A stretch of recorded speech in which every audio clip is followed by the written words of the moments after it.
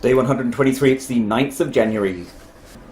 3.5 days left. That's all I've got. I'll be finished by the end of this week.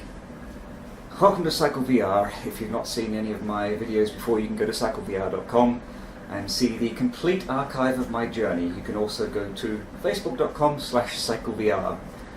Both of those pages have a button you can click to sign up, and you'll receive emails about my impending Kickstarter, where you'll be able to purchase one of these and cycle anywhere in the world.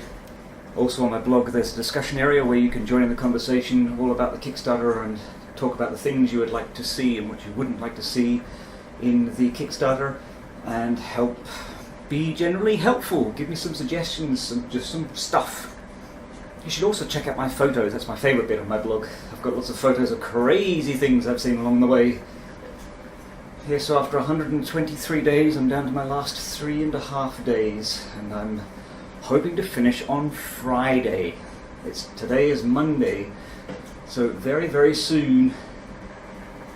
I think this is the closest I'm going to get to a wind turbine on my journey. Scotland is known for its wind turbines. It has quite a lot. These are the first ones I think I've seen. A lot of people complain about them, but I find them quite pretty. On the left here is my final destination when I took my only journey up this way, the Achenaris Quarry, I think that's how you pronounce it. It's a disused quarry in which you can find whole fish skeletons. And indeed, I found one. When I say skeletons, I mean the fossil kind, not the sort of fish and chips kind. It's a long way to drive for a dead fish. Welcome to Spittal. Ugh. Another set of very old petrol pumps, but those ones look like they're kind of working. Maybe they're new. They've got sticky tape around them. You can see some of these paddock fences lining on the fields there, all these slabs standing up on end. And that's because a lot of the local stone is the famous Caithness stone, which they use for slabs. All over Britain, I believe. And there's a lot of quarries around here that service that. Well, there used to be, I think. And that's why there was a quarry I could go to get fish from. It gets very flat around these parts. I remember that being quite striking last time I came up here. It was hilly, hilly, hilly, and then all of a sudden flat. I think this used to be a large basin or something, hundreds of millions of years ago, and that's why there's all this famous Caithness stone that's been formed on the bottom of this basin. And that's why it's the shape it is, or something like that. Citation needed. Here we leave the A9 again through somebody's field, obviously. Into the country. Looks like we are coming up to the little village of Halkirk. Maybe a snippet of information I know about Halkirk is it was the birthplace of one Alexander Keith, who emigrated to Halifax, Canada in 18 and set up a brewery.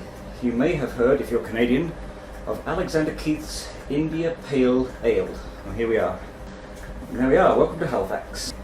I believe he also had a notorious nephew by the same name, who was one of the evil Confederates during the American Civil War. A little windmill. Wonder why you want a little windmill in your garden. There's a lady playing with her dog. A jet ski. Where do you go jet skiing around here? In the fields, perhaps? The Highland Gun Shop. Get your guns. I'm guessing they don't do a lot of business these days, given that guns are now banned in Britain.